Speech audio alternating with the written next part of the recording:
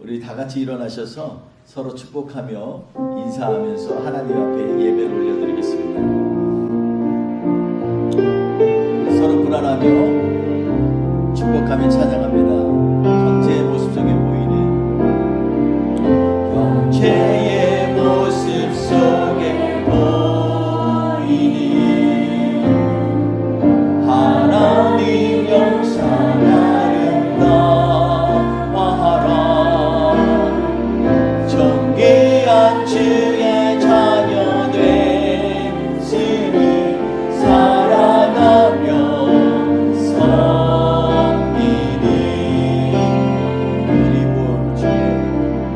우리의 모임 중에 임하신 하나님 영상 아름다워하라. 존귀한 왕이 여기 계시니 살아가며 섬기니.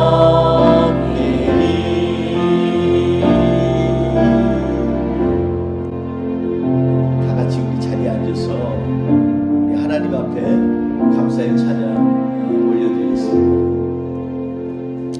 우리 날 구원하신 주님을 감사하면서 그 주님에게 우리가 은혜의 찬양으로 고백하는 시간 갖도록 하겠습니다. 이 찬양하면서 가사 한마디 한마디를 우리가 고백하는 마음으로 주님 앞에 찬양하겠습니다.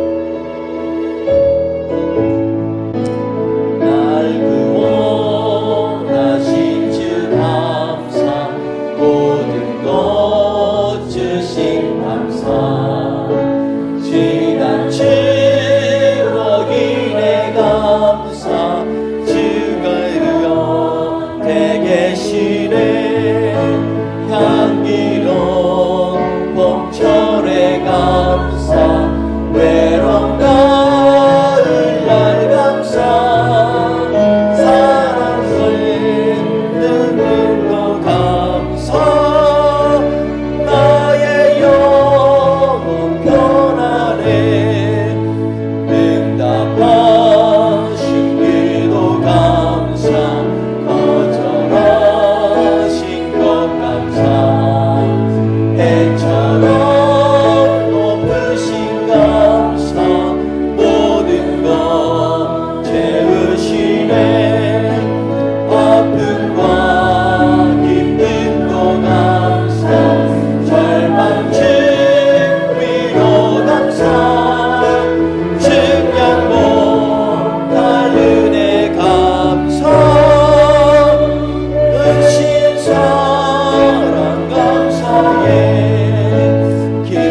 길가에 장미꽃 감사, 장미꽃 다시 감사, 따스한 사랑의 가정 이만 주신 것 감사, 기쁨과 슬픔도 감사, 하늘 평안을 감사, 내일의 이별을 감사, 영원토록 감사해.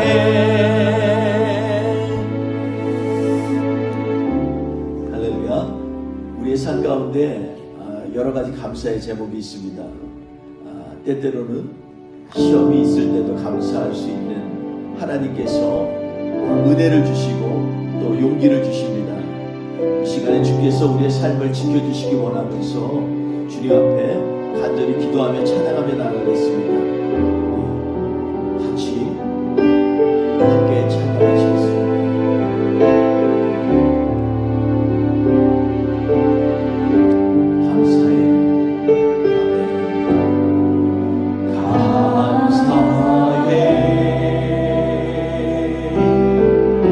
시험이 닥쳐올 때에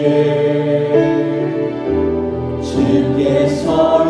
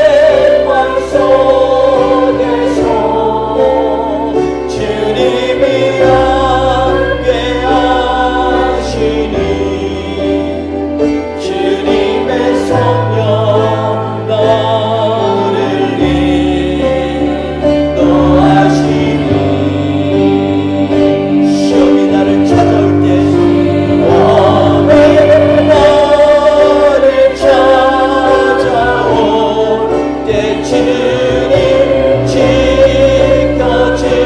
지켜주시니 주님의 성령 나를 인도하시니. 우리 이 시간에 같이 하나님 앞에 기도하며 나아가겠습니다. 하나님, 우리에게 이번 한 주 동안도 매일마다 감사의 제목들을 허락하여 주시옵소서. 우리의 연약함 아시지요? 주님, 우리의 나약하고 허물된 거 주님 용서하시고 세임 주시옵소서. 우리 통성으로 같이 하나님 앞에 기도합니다. 할렐루야. 하나님 아버지 감사합니다. 하나님, 시험이 닥쳐올 때도 주님이 약하심을 믿습니다. 나의 삶 가운데 소망 되시는 주님, 위로가 되시는 주님, 매일마다 우리에게 감사의 제목들이 드러날 수 있도록 주여 인도하시고 세임 주시고 새능력 주시옵소서. 오늘도 주님 함께하여 주셔서 우리 입술 속에 하나님을 고백하는 찬양이 있게 하여 주시옵소서. 우리 같이 찬양하겠습니다. 감사해 감사해. 시험이 닥쳐올 때에 주께서 인도하시니 두려움 없네. 모두 감사해 모두 감사해. 절망 속에서 생기는 새로운 용기 주시니 승리하리라. 아멘. 나의 모든 생활 속에서 주님이 함께하시니 주님의 성령 나를 인도하시니 시험이 나를 찾아올 때 시험이 나를 찾아올 때 주님 지켜주시니 주님의 성령 나를 인도하시니 나의 모든 생활 속에서 나의 모든 생활 속에서 주님이 함께하시니 주님의 성령 나를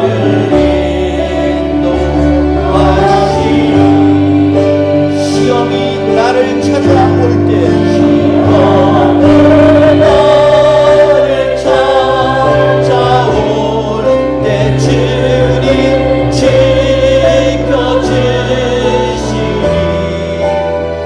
주님의 성령 나를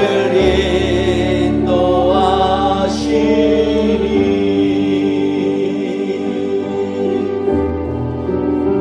주님의 성령 나를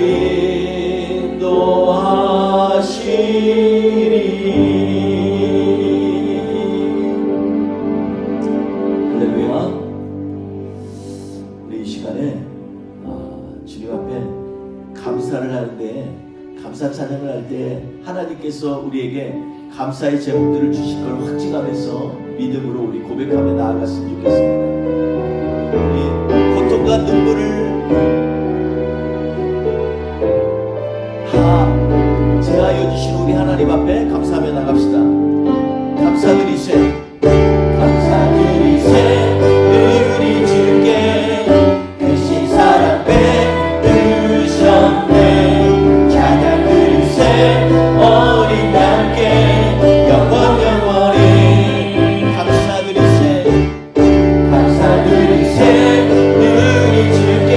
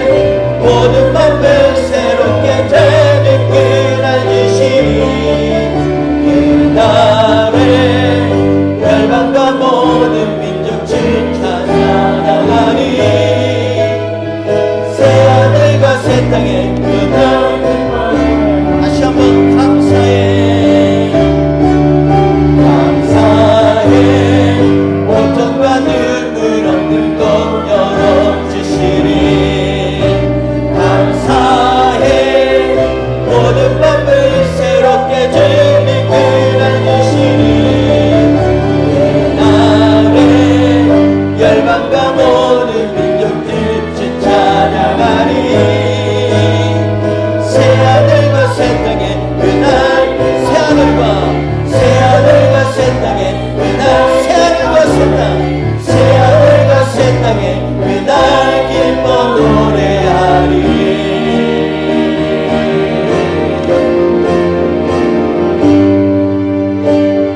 아멘. 하나님께서 오늘 예배 가운데서도 우리에게 기쁨이 되시고 소망이 될 줄 믿습니다. 우리 사도신경으로 하나님 앞에 신앙 고백 올리시겠습니다.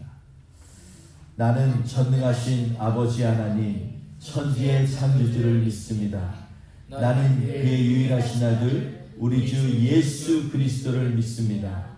그는 성령으로 잉태되어 동정녀 마리아에게서 나시고 본디오 빌라도에게 고난을 받아 십자가에 못 박혀 죽으시고 장사된 지 사흘 만에 죽은 자 가운데서 다시 살아나셨으며 하늘에 오르시어 전능하신 아버지 하나님 우편에 앉아 계시다가 거기로부터 산자와 죽은 자를 심판하러 오십니다. 나는 성령을 믿으며 거룩한 공교회와 성도의 교제와 죄를 용서받는 것과 몸의 부활과 영생을 믿습니다. 아멘. 우리 이 시간에 같이 찬송가 588장 공중에 나는 새를 보라 공중 나는 새를 보라 우리 같이 찬양하시겠습니다.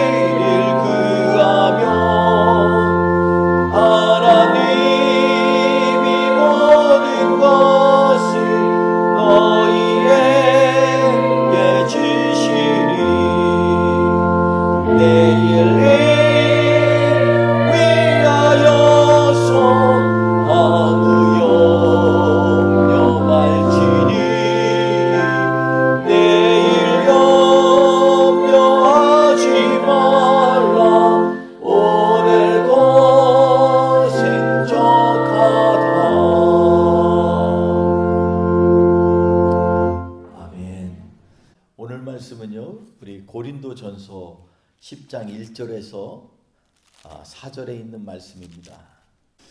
우리 같이 봉독합니다. 형제들아, 나는 너희가 알지 못하기를 원하지 아니하노니 우리 조상들이 다 구름 아래에 있고 바다 가운데로 지나며 모세에게 속하여 다 구름과 바다에서 세례를 받고 다 같은 신령한 음식을 먹으며 다 같은 신령한 음료를 마셨으니 이는 그들을 따르는 신령한 반석으로부터 마셨음에 그 반석은 곧 그리스도시라. 아멘. 오늘 말씀을 통해서 우리가 은혜를 따라오는 축복이라는 제목으로 하나님의 말씀을 나누도록 하겠습니다. 저를 따라서 한번 봉독해 보겠습니다. 은혜를 따라오는 축복. 은혜를 따라오는 축복. 세상에는 많은 축복이 있습니다. 우리가 물질적인 축복도 받고요, 또 학업적인 축복도 받고 지혜도 받기도 됩니다. 또 우리가 일상생활하는데 어려움이 없도록 여러 가지 생활 가운데 복을 받기도 합니다. 그런데 정말 참으로 우리에게 필요한 축복은 뭐냐면요, 은혜를 따라오는 축복입니다. 그냥 갑자기 오는 축복이 아니라 우리의 삶 가운데 우리가 은혜가 임할 때 따라오는 그러한 축복을 받기를 사모해서 오늘 이 말씀을 묵상하면서 같이 하나님의 은혜를 나누기를 원합니다. 오늘 우리는 추수감사주일로 예배를 드리고 있습니다. 신앙을 가지고 있는 성도들에게는 여러 가지 감사의 제목들이 있습니다. 그중 가장 감사한 일은 무엇일까요? 그것은 바로 우리가 예수 그리스도의 은혜로 구원받은 사건 아니겠습니까? 그런데 요즘 교회에서는 감사가 점점 사라지고 있는 것 같습니다. 교회에 물질이 없어서 그렇겠습니까? 아니면 교회가 가지고 있는 프로그램이 적어서 그래서 흥미를 잃어버려서 그럴까요? 그런 것은 절대로 아닌 것 같습니다. 세상의 기준과 기대의 선상에서 살면 그저 잘 산다고 생각을 합니다. 그래서 이 정도면 되겠지 하는 생각이 나도 모르게 자리 잡게 됩니다. 이런 인생은 더러는 만족은 있을 수 있으나 감사를 찾기는 어렵습니다. 하나님께서 나를 이미 택하셨다, 이러한 생각은요 오히려 독이 될 수 있는 위험이 있습니다. 왜냐하면 하나님이 나를 택하셨다라는 것 자체가 앞으로 내일은 걱정 없어 이렇게 생각합니다. 근데 이게 차츰 어떤 생각으로 발전하냐면, 그래서 예배를 좀 한번 빠져도 하나님 아실 거야. 또 우리가 좀 매일매일 하나님 앞에 기도 안 해도 하나님이 이미 나를 택하셨는데 뭐 이런 생각할 수 있다라는 것입니다. 그래서 이러한 것이 오히려 인생의 독이 될 때가 있는 것입니다. 오히려 자신이 능력이 있어서 돈과 명예가 생겼다고 그렇게 생각하는 사람들이 있습니다. 설령 감사의 마음이 조금이나마 생길지라도 이 감사의 마음은요 사라지는 얕은 그런 감사일 뿐입니다. 예전에 어머님들은 작은 것도 주변 이웃들과 또 교회에 같이 예배드리는 구역 식구들과 나누어 먹고, 집안에 핍박이 있고 고난이 있어도 감사하면서 믿음으로 이 모든 어려움을 극복해 나간 것을 저는 보게 됩니다. 제가 어릴 때도요 교회 구역 예배를 종종 저희 집에서 드리게 되었습니다. 몸이 아프시고 불편했던 우리 어머님을 돕기 위해서 제가 몇 번 그 자리에 함께 참여한 적이 있습니다. 예배를 드린 후에 주된 대화가 뭐냐면, 다들 어떤 집사님이 남편한테 몇 대 맞았대 뭐 이런 얘기들을 많이 했습니다. 그리고 어떤 집사님은 집에서 쫓겨나서 그 옆에 있는 집사님 집에서 지금 피하에서 머물고 있대, 이런 대화들도 곧잘 제가 들었던 대화입니다. 비록 먹을 것은 풍족하지 않았고 어려운 일들이 많았지만, 그러나 우리 부모님 때에는요 모이면 뜨겁게 기도하고 서로 위로해 주시던 그러한 성도님들의 그런 신앙의 모습을 저는 보고 자란 것 같습니다. 그런데 요즘은 왜 교회에서 이렇게 믿음과 감사가 사라져가는 것일까요? 그 이유를 우리는 좀 묵상을 했으면 좋겠습니다. 제가 볼 때 그 이유는 크게 두 가지로 우리가 볼 수가 있습니다. 볼 수 있겠습니다. 첫째는 성도들 안에 자원하는 마음이 사라지고 있기 때문입니다. 예배도 드리고 싶어서 오고, 그리고 찬양도 드리고 싶어서 찬양하고, 이렇게 스스로 자원해서 하는 그러한 예배와 찬양이 사라지고 있다는 것입니다. 제가 교회를 이렇게 어릴 때는요, 여름 성경학교만 다니던 그러한 신앙이었습니다. 아주 어릴 때는. 그러다가 전도를 받고 그리고 교회에 출석하게 됐는데, 교회에 출석하고 누가 뭐라고 하지도 않았는데 제가 찬송가를 한 절 한 절 이렇게 따라서 부르면서 전체를 한번 해봤습니다. 처음에는 한 10곡도 몰랐어요. 근데 나도 모르게 자꾸 찬송가 가사를 묵상하다 보니까 하나님께서 그 음조를 깨닫게 해주셨습니다. 놀랍습니다. 제가 그렇다고 노래를 그때 잘하는 것도 아니었고 음악을 배운 것도 아니었는데 어찌나 찬송가들이 하나하나 제가 깨닫게 되는지 그 은혜가 잊혀지지가 않습니다. 자원하는 마음이 있을 때 하나님 앞에 가까이 가게 되는 것입니다.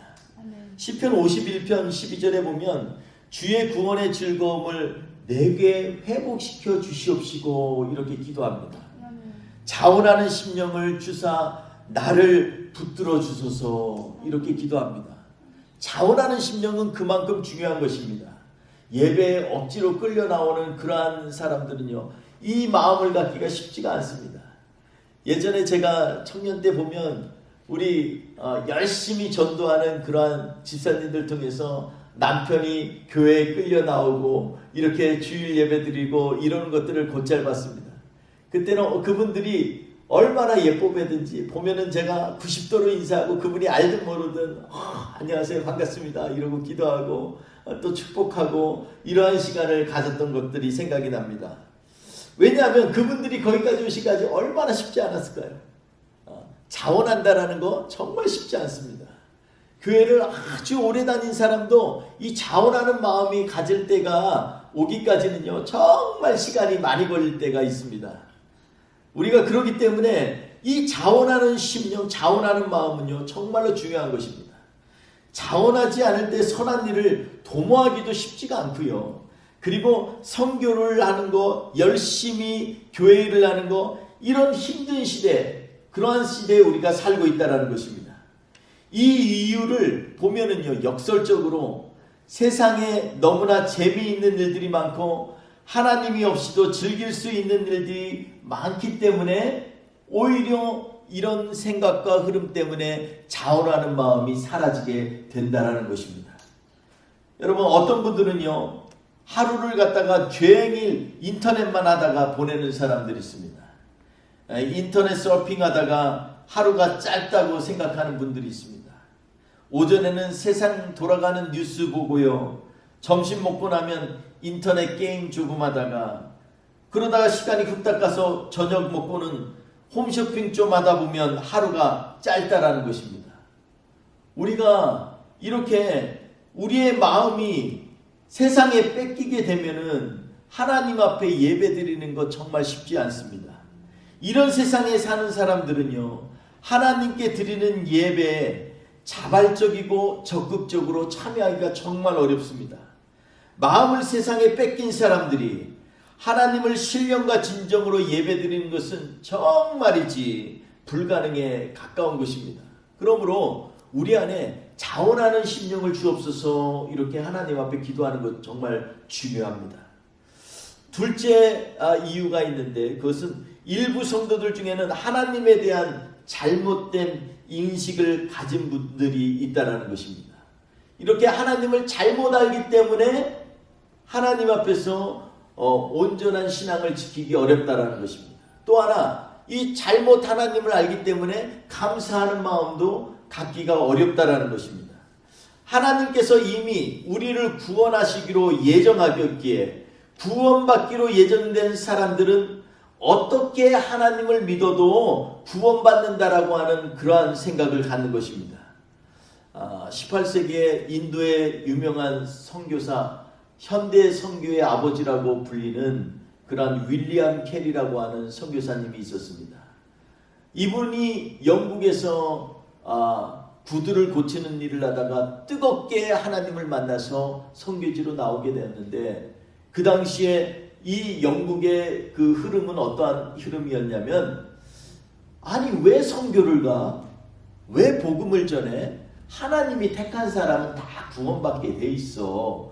이렇게 생각하는 그러한 흐름이 영국 전역에 퍼져 있었다라는 것입니다. 이러한 신학 때문에 어떻게 보면 대영 제국이 망하는 그런 주된 원인 중에 하나가 이렇게 잘못된 하나님에 대한 인식에서부터 시작되었다는 것입니다. 이것은 정말이지 큰 착각입니다. 많은 신학자들이 대표적으로 에베소서 1장 4절 그리고 5절에 있는 말씀을 인용해서 하나님께서는 우리의 운명을 이미 예정하셨다라고 주장합니다. 우리 같이 한번 읽어볼까요? 4절 5절 시작. 곧 창세전에 그리스도 안에서 우리를 택하사 우리로 사랑 안에서 그 앞에 거룩하고 흠이 없게 하시려고 그 기쁘신 뜻대로 우리를 예정하사 예수 그리스도로 말미암아 자기의 아들들이 되게 하셨으니.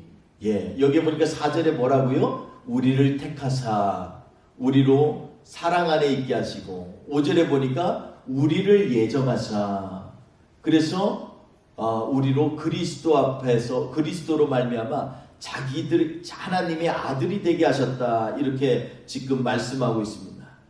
여러분, 이 말씀을 잘못 이해하면 우리는 하나님이 택했으니까 우리는 구원받은 거야. 우리가 이렇게 예배드리는 거 하나님이 미리 아시고, 그리고 우리를 하나님께서는 예정하셨기 때문에 우리를 하나님의 자녀로 삼으신 거야, 이렇게 생각하게 된다는 것입니다.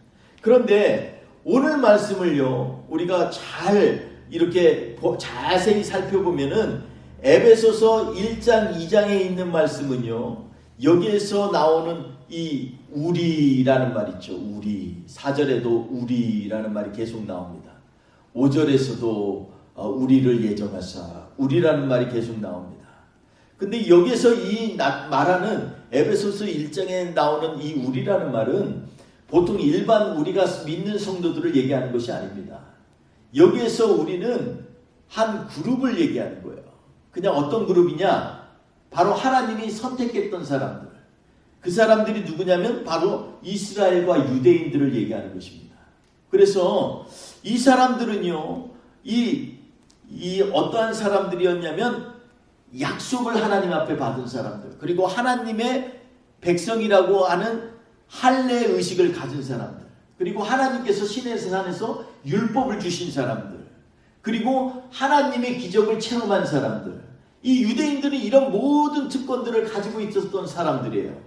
근데 이 사람들을 왜 택하셨냐면 세상에 하나님을 알리려고 하는 제사장 나라로 삼으셨기 때문에 이들을 택하신 거라는 것입니다. 그래서 이들을 택해서 하나님의 모르는 사람들에게 하나님을 알게 하시려고 하나님은 그를 택하시고 예정하셔서 하나님의 자녀 삼으셨다는 것입니다. 근데 이것을 잘못 알면은요, 이것은 이 우리라는 말을 잘못 알면 우리 이 말씀을 읽는 모든 사람을 우리라고 생각을 해서 우리를 택했다, 우리를 예정했다, 이렇게 해석하면 안 된다는 것입니다. 2장에 보면 이 우리와 반대되는 개념이 있습니다. 뭐냐면 너희라는 말입니다. 이 너희는 하면서 너희와 하나님 사이에 아직도 막힌담이 있다라고 얘기하면서 이 너희에 대해서 막힌 것에 대해서 얘기합니다. 너희에게는 그리스도도 없고 약속도 없고 할례도 없고, 그리고 이스라엘 밖에 외인이고, 그리고 하나님을 알지도 못하고 하나님을 깨닫지도 못한 백성이다. 이래서 너희는 아직 막혀있는 백성이다 할 때 이 너희는 어떤 사람이냐면 바로 하나님을 알지 못하는 사람들. 그 당시엔 그런 사람을 뭐라고 불렀냐면 이방인이라고 불렀습니다. 그래서 그 사람들과 하나님 사이에는 막힌 담이 있었다라는 것입니다. 근데 여기에서 이스라엘 유대인이나 이방인이나 둘 다 어떠한 사람들이냐면 바로 2장 1절에서 뭐라고 얘기했냐면 예수님이 너희의 허물과 죄로 죽었던 너희를 살리셨도다. 아멘. 거기서 그는 허물과 죄로 죽었던 너희를 살리셨도다 할 때 그가 누구냐면 바로 예수님이라는 것입니다. 아멘. 그래서 이 예수님께서 이 이방인들에게는 이 허물과 죄 가운데서 살리게 하셨고, 유대인들에게는 예수님을 믿지 않는 그들에게는 그들을 위하여서 희생제물로 죽으심으로 말미암아 하나님과 하나 되게 하는 그러한 한 몸을 이루게 하는 그러한 은혜를 예수님을 통해서 주셨다라는 것입니다. 아멘. 다시 말해서 너희든지 우리든지 간에 지금 중요한 것은 하나님하고 담이 막혀 있다라는 것입니다. 그래서 이것을 허무시려고 예수님을 이 땅에 보내셨다라는 것입니다. 아멘. 그래서 너희에게 없었던 그러한 모든 것들 이제는 걱정하지 마. 왜냐하면 예수님께서 너희의 허물과 죄를 위하여 죽으셨기 때문입니다. 아멘. 우리라고 생각했던 사람들, 유대인들, 그 사람들 자랑이 많습니다. 우리가 옛날에 얼마나 하나님을 경험한 줄 알아? 그러면서 옛날 얘기를 굉장히 많이 합니다. 세상에서 제일 무서운 사람이 뭐냐면 왕년에 내가 뭐 했는데 이런 사람들이 제일 무섭습니다. 그래서 그 얘기를 한 30분 다 듣고 나서 한마디 묻습니다. 그럼 지금은 어떠신데요? 이렇게 물으면 왕년에 있었던 얘기하고 전혀 다른 인생을 살고 있습니다. 그래서 왕년에 옛날 얘기하는 분들 보면 특히 길거리에 있는 분들, 집이 없는 분들 중에서 이런 얘기하는 사람들이 참 많이 있습니다. 옛날에 정말 내가 어떤 사람이었는데 이러면서 얘기를 합니다. 여러분, 이러한 사람들에게 하나님께서 주시는 놀라운 복된 소식이 있습니다. 바로 그것은 바로 예수 그리스도의 피로 너희와 하나님 사이에 막힌 담을 하셨다라는 것입니다. 아멘. 여러분, 그러므로 우리 주님께서 자신의 육체와 피로 막힌 담을 하시고 이제부터는 죄로 인해 본질상 진노의 자녀였던 내가 이제는 더 이상 내가 아닌 하나님과 화목해 된 우리가 되어서 이제는 외인도 아니고 나그네도 아니고 하나님의 자녀가 되었다라는 것입니다. 아멘. 그래서 15절에 한 세 사람, 또 16절에 한 몸, 에베소서에 있는 이 말씀을 통해서 우리는 이제 한 몸이 되었다라고 말씀하고 있는 것입니다. 그렇다면 에베소서 1장에서 말하는 선택된 우리, 혹은 1장 5절에서 말하는 우리를 예정하사에서의 우리는요, 이스라엘의 영적 이스라엘과 영적 이스라엘인 교회를 일컫는 말이지 모든 개인의 운명이 예정되었다라는 것이 아닌 것을 우리는 깨닫게 됩니다. 아멘. 다시 말해서 하나님의 구원의 계획이 예정된 것이지 모든 사람의 운명이 예정되었다라는 것은 비성경적인 말씀입니다. 그건 힌두교에서 하는 말이에요. 너의 운명은 계속 돌고 그래서 너의 운명은 이미 예정됐다라는 것은 이건 힌두교에서 하는 말입니다. 성경은 그렇게 얘기하지 않고 있습니다. 아니, 그렇다면 왜 하나님께서는 너희는 땅끝까지 복음을 전파하라, 때를 어떤지 못 어찌든지 복음을 전하라고 합니까? 예정되었다면 하나님께서 개인에게 주신 그런 자유의지가 아무것도 아닌 것이 됩니다. 요한일서 1장 9절에 보면 만일 우리가 우리 죄를 자백하면 그는 밉보시고 의로사 우리 죄를 사하시며 우리를 모든 불의에서 깨끗게 할 것이요 라고 말씀하고 있습니다. 아멘. 만약 우리 운명이 예정되어 있다면 우리 죄를 자백하지 않아도 하나님께서 예정하신 대로 지옥에 갈 사람은 지옥 가고 천국 갈 사람은 천국 가는 것입니다. 죽도록 충성하라, 그리하면 생명의 면류관을 내게 주리라. 우리가 요한계시록 묵상할 때 요한계시록 2장 10절에 나온 말씀입니다. 이 말씀도 무색합니다. 죽도록 충성할 이유가 없습니다. 우리의 운명이 결정되었다면, 이미 생명의 면류관 받을 거 있다면 뭐하러 죽도록 충성을 합니까? 그렇게 살지 않아도 됩니다. 우리의 운명이 이미 예정됐다면 지금도 그냥 즐기며 살면 돼요. 그냥 예배 안 드려도 천국 간다는데, 하나님 만난다는데 뭐하러 그렇게 길을 쓰고 내가 좋아하는 거 다 내려놓고 하나님 앞에 나오겠습니다. 그러므로 에베소서 1장 4절에서 말한 창세전에 그리스도 안에서 우리를 택하였다라는 것은 하나님의 구원의 계획 속에 있는 교회를 택하였다라는 것입니다. 아멘. 여러분 한번 생각해 보세요. 하나님이 세상을 창조하셨잖아요. 그러면 창조전에 하나님이신 우리 하나님 아버지 예수님 성령님이 계셨을까요? 안 계셨을까요? 계셨죠. 창세 전에도 하나님은 계셨어요. 그런데 오늘 말씀에 뭐냐면 창세 전에 그리스도 안에서 우리를 택하였다. 이 말씀은 예수님 안에서 우리를 택하였다 할 때 이 우리가 누군지 한번 생각을 해보세요. 창세 전이면 인간이 있어요, 없어요? 없죠. 그러면 여기서 우리는 누구를 얘기할 걸까요? 그것은 예수님은 우리 교회의 머리라 그러셨잖아요. 그러면 몸이 있을 거 아니에요. 그 몸이 누구예요? 교회 안이에요. 그죠? 교회 안에서 신앙생활을 하는 우리를 말하는 거 아니겠습니까? 아멘. 이것을 하나님께서 이미 택정하시고 예정하셨다라는 것입니다. 아멘. 그러므로 착각하시면 안 됩니다. 우리의 인생이 전부 다 계획되어 있고 우리는 로봇 같다. 이거는 성경적인 것이 아니에요. 성경에서는 우리를 위한 구원의 계획은 이미 예정하시고 택하셨지만 우리 인생의 한 사람 한 사람의 결정은요. 하나님이 우리를 하나님의 형상대로 만드셨기 때문에 우리가 갖고 있는 의지라는 게 있어요. 하나님의 뜻이 있는 것처럼 우리도 우리의 의지가 있는 것입니다. 그 의지에 따라서 결정하도록 우리에게 특권을 주신 것입니다. 아멘. 그래서 우리 인간들을요, 사실 보면 능력이 얼마나 있습니까? 웬만한 큰 동물하고 싸우면, 비슷한 동물하고 싸우면 우리 인간이 져요. 근육 면에서 완전히 게임이 안 됩니다. 그럼에도 불구하고 천사조차도 흠모할 자리가 어떠한 자리냐? 바로 이 세상에 살고 있는 사람들이라는 것입니다. 그러므로 우리가 한순간 한순간 결정하는 것 정말로 중요한 것입니다. 아멘. 그는 교회의 머리십니다. 그렇기 때문에 몸이 된 우리는요, 이미 하나님의 은혜 가운데에서 예정되어 있다라고 믿고 하나님, 그러므로 우리를 향한 구원의 계획을 이루어 주옵소서 믿음으로 나아가야 된다는 것입니다. 그렇다면 성도 개개인은 어떻게 믿음의 사람이 되는 겁니까? 그것은 하나님의 부르심에 믿음에 따라 자원하는 마음으로 응답하는 과정을 거쳐야만 되는 것입니다. 바울을 보십시오. 그는 이스라엘 사람입니다. 유대인 중에서도 유대인입니다. 그리고 그는 가말리엘 문화 가운데서 학식도 뛰어난 사람입니다. 그는 정말로 대단한 유대인이었습니다.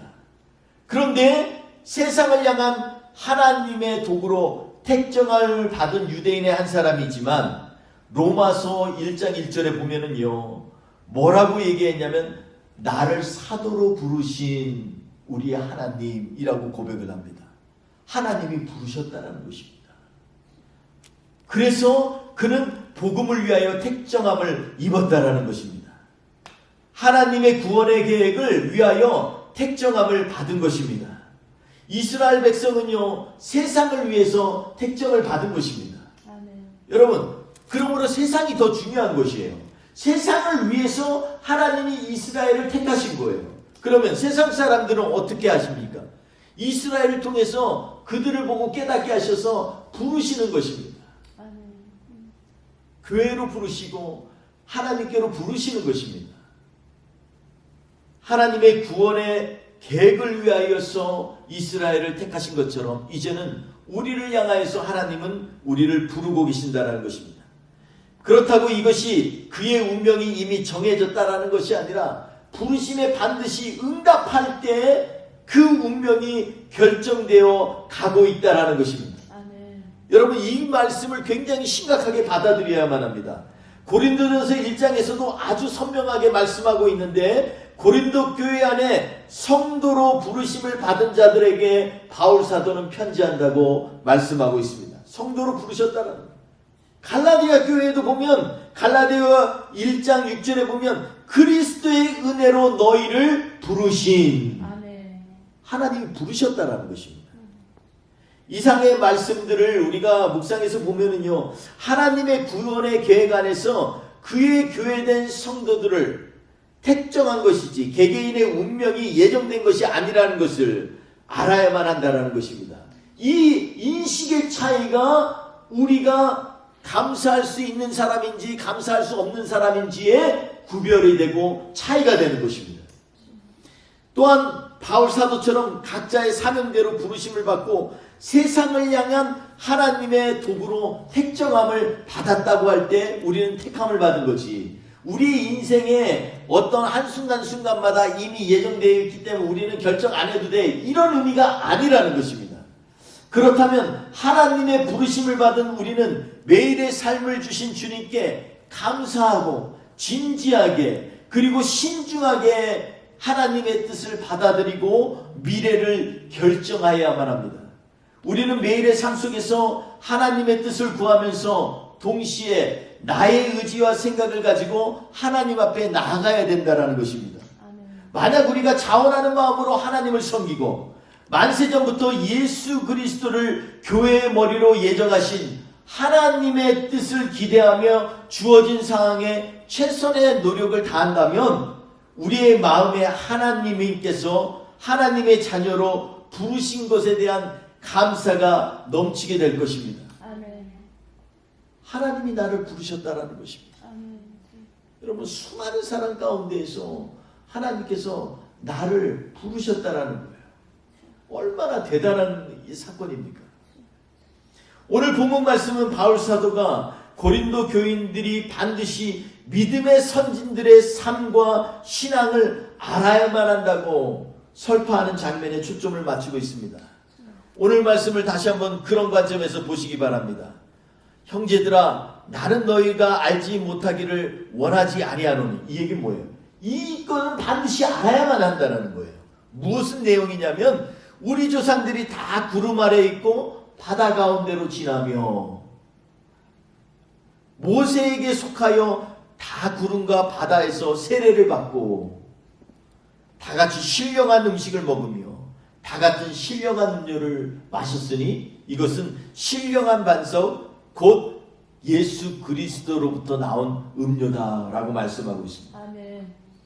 여러분, 하나님께서 공급해 주시는 만나와 메추라기 등 신령한 음식을 먹고 이스라엘 사람들은 광야에서 40년을 보냈습니다. 앞에는 홍해바다가 가득 차 있고 뒤에서는 애굽의 마병들이 쫓아오는데 그때 이들에게는요 정말로 갈 길이 없었어요. 근데 그 가운데서 바다를 갈라서 길을 내신 분이 누구냐면 바로 하나님이시라는 것입니다. 아멘. 그래서 하나님께서는 정말로 그들에게 이 없는 길을 만드셔서 구원하시고 죽음 가운데서 건져내셨고 광야 40년을 모든 먹을 것들을 공급해 주신 이 놀라운 사건은요 인류 역사 이래로 예전에도 없었고 앞으로도 없을 일이었습니다. 200만 명이나 되는 이스라엘 백성들이 매일 한 끼 식사를 하려고만 해도 얼마나 많은 양식이 필요하겠습니까? 근데 그것도 하루가 아니고 한 달이 아니고 1년이 아니고 40년을 그렇게 먹이셨다는 것입니다. 물이 구하기 힘든 그 광야에서 40년 동안 마시게 하셨다는 것입니다. 얼마나 놀라운 일입니까? 그런데요, 오늘 본문에 나오는 이 사람들, 이 예전에 있었던 우리라고 하는 이 사람들, 이 보면 5절에 뭐라 그랬냐면 그들의 다수를 하나님께서 기뻐하지 않으셨다라고 얘기합니다. 그로 인해서 그들이 광야에서 죽게 되었다, 이렇게 기록되어 있습니다. 여러분, 왜 그럴까요? 그들은 한 번도 자원해서 감사한 적이 없습니다. 성경을 자세히 묵상해 보면요, 그들이 굶게 되니까 이제 애굽에서 나와가지고 떡반죽 그릇에 있는 이 밀가루가 다 떨어지고 나니까 그 다음에는요 시작한 것이 뭐냐면 원망이 시작했어요. 그들이 원망함에 하나님께서 만나를 주셨고요. 그들이 고기 먹고 싶어 원망함에 또 메추라기도 주셨고요. 그들이 목마르다고 원망함에 반석에서 물을 내셔서 주셨습니다. 햇빛이 뜨거워서 원망함에 구름 기둥으로 가려주셨고, 저녁에 광야에서 추워서 원망함에 불기둥으로 그들을 보호해 주셨습니다. 여러분, 한 번도 이스라엘 백성이요 먼저 감사해서 필요한 것들을 구한 적이 없었다라는 것입니다. 여러분, 자원하는 심령이 없어요. 내가 하나님을 원해서 가는 것이 아니라 종에서 어떻게든 해방돼 보려고 그냥 따라가는 거예요. 그러니까 인생에 있어서 감사가 있을 수 있겠습니까? 그냥 따라가는 인생이니까 감사가 있을 수가 없어요. 내가 내 의지로 하나님 정말 주님을 사랑해요, 주님 따라갈게요, 이러면은요 나도 모르게 기대가 됩니다. 오늘은 어떤 일이 일어날까 기대하는 것입니다. 아멘. 그런데 그렇지 못하면은요 매일마다 입에서 뭐가 나오면 원망이 나오는 거예요. 억지로 끌려오는 소들이요 기뻐서 하겠습니까? 밭을 갈 때 기쁨으로 내가 먼저 갈게요 이러겠어요? 아니에요. 안 가니까는 멍에를 매는 거예요. 안 가니까는 코에 이 줄을 뜯어가지고서 자꾸 이야 채찍질 하는 거예요. 근데 하나님을 믿는 사람들은 그게 아니라는 것입니다. 자원하는 심령으로 나아가야 된다는 것입니다. 아멘. 근데 이스라엘 백성들은 자꾸 원망이 나온 거예요. 인생에서 어떤 일이 터지면은 사람 두 가지로 나뉩니다. 한 사람은요 먼저 원망하는 사람이 있어요. 아이고 또 문제가 생겼네. 내 인생 문제투성이야. 원망하는 사람들이 있어요. 근데 어떤 사람들은요 어떤 문제가 생기거나 위기가 오면은 바싹 하나님 앞에 가까이 갑니다. 하나님 저 기억하여 주세요. 저 주님 믿고 그리고 내가 예수님 의지해서 나아가잖아요. 주님 저를 불쌍히 여겨주세요. 이렇게 나아간다는 것입니다. 이 이스라엘 백성들이 애굽에서 나온 이스라엘 백성들이 거의 대부분은 다 광야에서 죽었습니다. 왜 그렇습니까? 그들이 원망함에 자원하는 심령이 없었기 때문이라는 것입니다. 이들은 하나님이 어떤 분인지 아는 것에 별 관심이 없었습니다. 그래서 하나님께서 감사의 환경을 주셔도 깨닫지도 못하고 복을 주시는 하나님도 알 수가 없는 것이죠. 광야의 대부분의 생각을 어쩔 수 없이 구름과 불기둥 인도하는 대로 따라만 갑니다. 이러한 신앙생활은 당연히 축복이 없습니다. 기대하지 않는 곳에 하나님은 역사하지 않습니다. 하나님의 영광을 위하여 스스로 무엇을 행하기보다 그저 하나님께서 그때 이끄시는 대로 따라갈 뿐입니다. 이스라엘 백성들을 하나님께서 기뻐하실 리가 없습니다.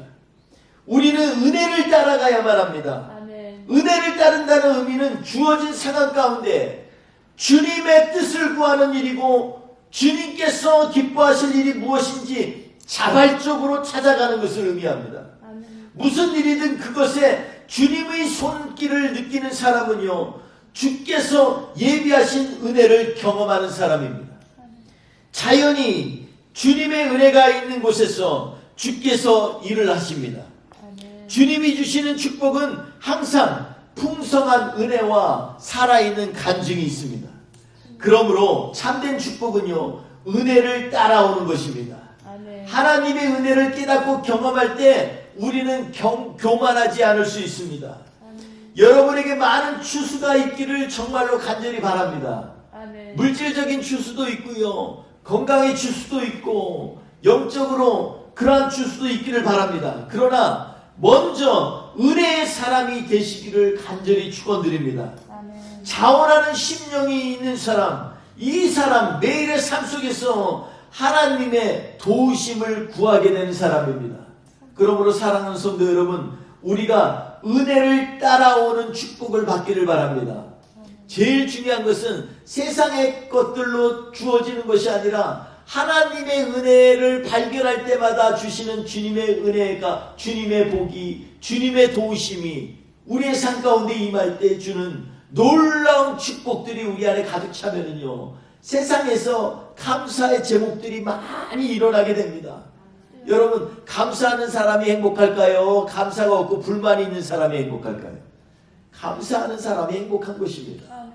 세상 사람들은 마음 먹기에 달렸지라고 얘기를 하지만 우리 하나님을 믿는 사람은 하나님의 손에 이끌릴 때 감사가 있다라는 것이. 아멘. 하나님의 손이 오늘도 우리의 삶 가운데 일하시고 은혜를 주실 때 그럴 때 우리는 참된 축복을 발견하게 된다는 것입니다. 아멘. 사랑하는 성도 여러분, 이번 한 주 동안도 하나님의 은혜가 우리 각자의 삶 가운데 발견되어져서 그 은혜로 말미암아 감사가 일어나고 감사의 제목들이 여기저기 많이 일어나서 축복의 통로가 되시는 주님의 사람 되시기를 예수 그리스도의 이름으로 축원드립니다.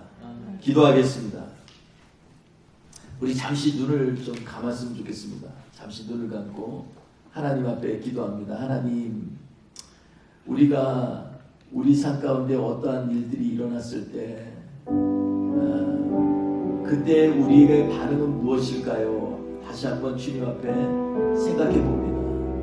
주리는 이미 하나님의 자녀로 예정되었어.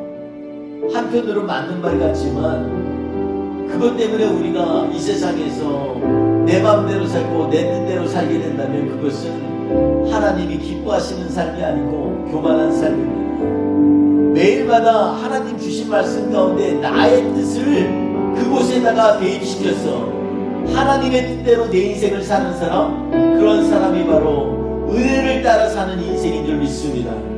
우리에게 이러한 감사가 넘쳐나는 우리 한 주가 될 수 있도록 주님 우리를 인도하여 주옵소서. 우리 고백하며 찬양하면서 주님 앞에 결단했으면 좋겠습니다. 우리 감사해 같이 찬양합니다. 감사해. 시험이 닥쳐올 때도 시험이 닥쳐올 때에 주께서 인도하시니 주께서 인도하시니 두려움 없네 두려움 없네 모두 감사해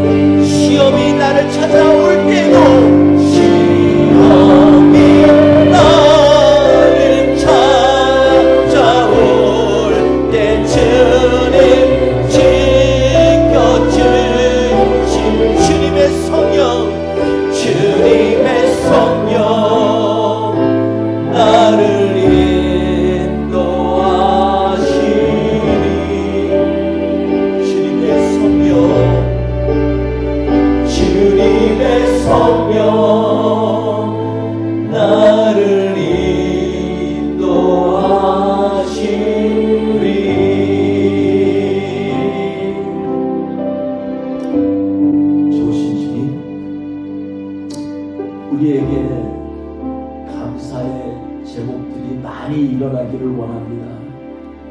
그러려면 우리가 주님의 은혜 가운데 거하여야겠습니다. 하나님 여태껏 내 안에 자원하는 마음이 없어서 억지로 말씀 읽고 억지로 기도하고 억지로 예배드린 부분이 있다면 주님 용서하여 주시옵소서. 내 마음속에 자원하는 심령을 허락하여 주셔서 주님의 은혜 가운데 거할 수 있게 하여 주시옵소서. 하나님께서는 우리를 사랑하시고 존중하셔서 우리가 주님의 뜻을 발견하고 나의 뜻을, 나의 의지를 주님 앞에 드리기를 원하십니다. 하나님 핑계대고 아무것도 하지 않고 손 내려놓고 있는 그러한 사람이 되지 않게 하여 주옵소서. 매 순간마다 민감하게 하나님의 뜻을 구별하고 그리고 나의 갈 길을 결단하는 믿음의 사람이 되게 하여 주시옵소서. 그래서 이 세상 살면서 정말로 주님의 은혜 따라오는 그 놀라운 은혜와 축복이 우리의 삶 가운데 가득 찰 수 있도록 주님의 도우심이 오늘도 우리의 삶의 현장 가운데서 일어날 수 있도록 간절히 기도하며 나아가기를 원합니다. 주여, 이번 한 주 동안도 우리의 삶 가운데 주님 찾아와 주셔서 주님 앞에 간절히 기도할 때 주님 우리를 치료하여 주시고 주님 앞에 간절히 간구할 때 우리의 인생의 문제들을 해결하여 주시옵소서. 오늘도 함께 하시는 주님을 찬양합니다. 주님만 영광받아 주시옵소서. 예수님의 이름으로 감사하며 기도했습니다. 아멘.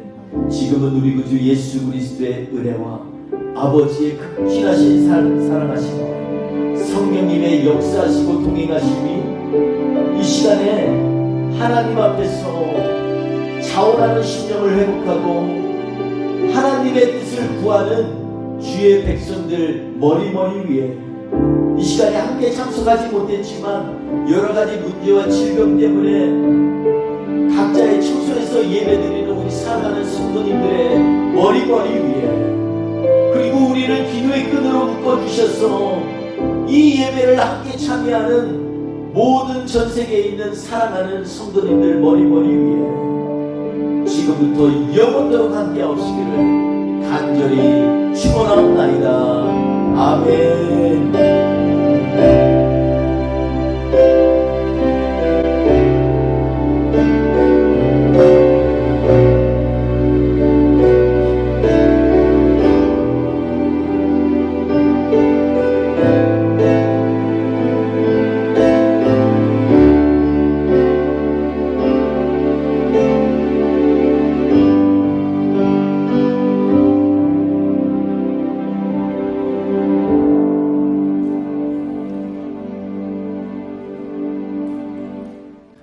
우리 좌우 앞뒤로 우리 한번 고백해 보겠습니다. 매일 주님의 손길을 발견하세요. 주님의 은혜가 우리를 따라다니셔서 축복된 한 주가 되시기를